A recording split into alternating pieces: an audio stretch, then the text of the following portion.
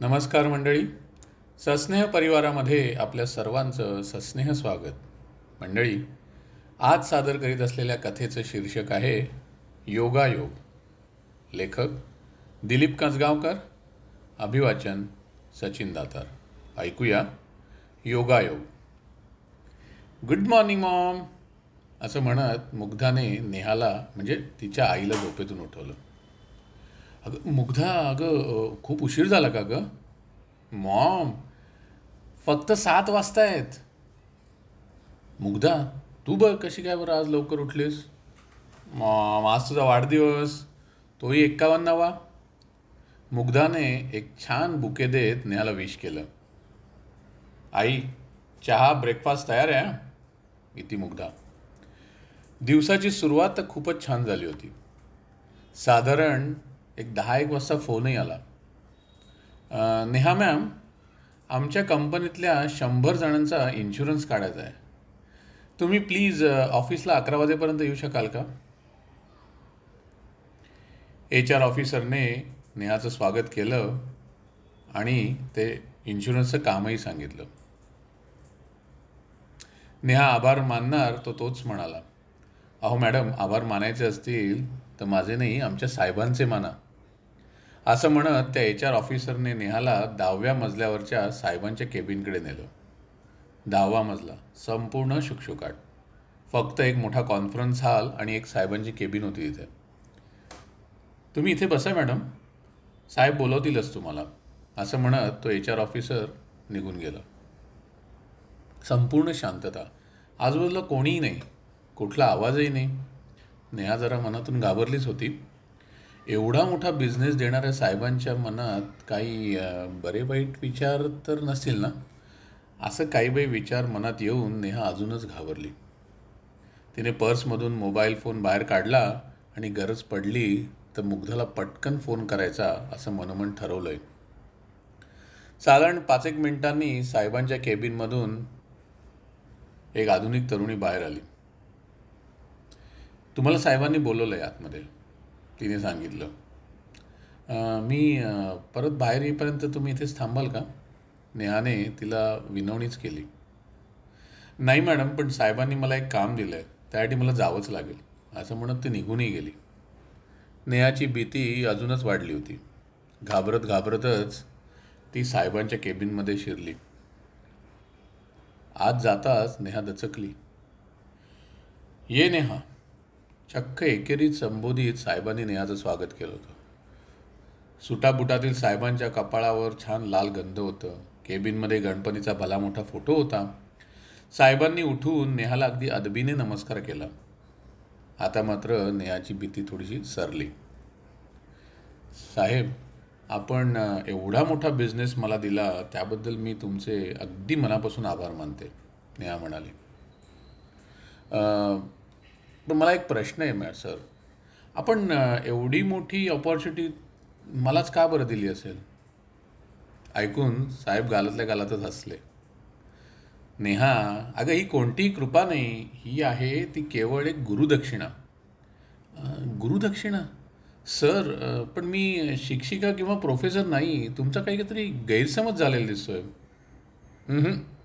अजिबात नाही. अगं नेहा, मी कोणत्याही वर्गात तुझ्याकडून शिकलेलो नाही, पण एका स्पर्धेच्या ठिकाणी मी तुझ्याकडून बरंच काही शिकलो आहे.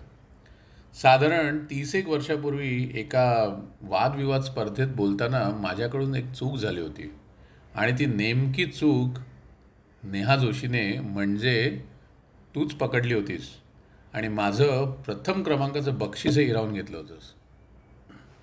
सर, आणि तरीही तुम्ही मला एवढा मोठा बिझनेस दिला. अगं नेहा, मला बक्षीस मिळालं नाही, पण तू दाखवलेल्या चुकीतून मी खूप काही शिकलो गं. त्याचा मला आयुष्यात सदैव उपयोग झाला आणि मी आज ही एक मोठी कंपनी उभारू शकलो आहे. म्हणूनच ही माझ्याकडून छोटीशी गुरुदक्षिणा. सर, पण एक प्रश्न मात्र आहे. 30 वर्षापूर्वी तुम्हाला भेटलेली तेव्हाची नेहा जोशी ही आत्ताची नेहा गोखले हे तुम्हाला कसं समजलं? तो निव्वळ योगायोग होता नेहा. अगं मागच्या आठवड्यात एका वादविवाद स्पर्धेसाठी मला जज म्हणून बोलावलं होतं. तिथे एका स्पर्धकाला बघितल्यावर मला तुझीच आठवण झाली. तुला 30 वर्षापूर्वी बघितलं अगदी तशीच होती ती. मुग्धा गोखले. मुग्धाने पहिला नंबर पटकावला. मी सहज तिची विचारपूस केली. त्यावेळी मला समजलं की तिच्या आईने म्हणजे नेहाने ह्याच कॉलेजला असताना अनेक स्पर्धांमध्ये अशी बक्षिसं मिळवली होती. तुझ्या आईचं लग्नाआधीचं नाव नेहा जोशी आहे का गं? मी विचारलं सुद्धा. आणि अनेक वर्षांपासून जिला मी शोधत होतो ना, त्या नेहाचा शोध अगदी अनपेक्षितपणे मला लागला. मग मुग्धाकडून तुझा नंबर, तुझ्या व्यवसायाची माहिती आणि वाढदिवसाची तारीखसुद्धा घेतली. वर आईला काहीही सांगू नकोस असं अगदी तिला आवर्जून सांगितलं होतं. राज सरांची आत्मीयता, प्रेम आणि आदर बघून आता नेहाचे डोळे पाणावलेत. राज सर, मुग्धाचं ग्रॅज्युएशन आता यावर्षी पूर्ण होतं. तिच्यासाठी तुमच्या कंपनीत काही एखादा रिलेव्हंट जॉब असेल तर बघाल का?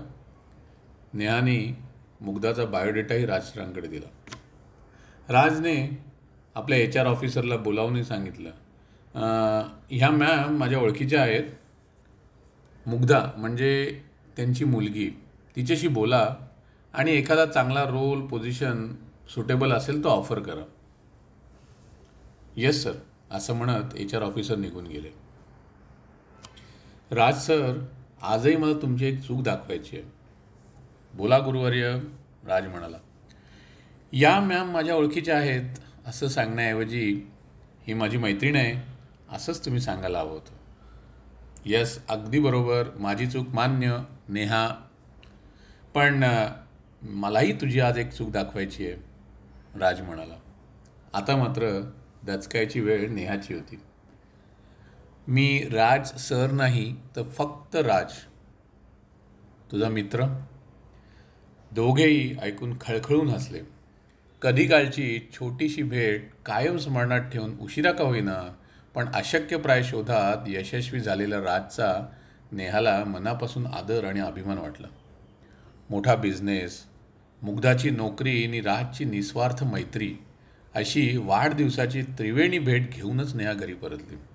खरंच आजचा दिवस अविस्मरणीय ठरला होता, मुग्धा, राज आणि नेहासाठी सुद्धा. लग्नानंतर मुलींचं आडनावच नव्हे तर कधी कधी नावही बदलतं. आणि असं असतानाही अगदी थोडा वेळ भेटलेल्या आणि फक्त नाव माहीत असलेल्या नेहाचा अथांग जनसागरातून तब्बल 30 वर्षांनी शोध लागणं हा निव्वळ योगायोगच नव्हे का? काय मंडळी, कसा वाटला हा योगायोग? अभिप्रायामध्ये नक्की लिहा. ही कथा आणि आपलं सस्नेह चॅनल लाईक करा, शेअर करा आणि मित्रमंडळींना देखील सबस्क्राईब करायला सांगा. पुन्हा भेटूया पुढच्या रविवारी. धन्यवाद.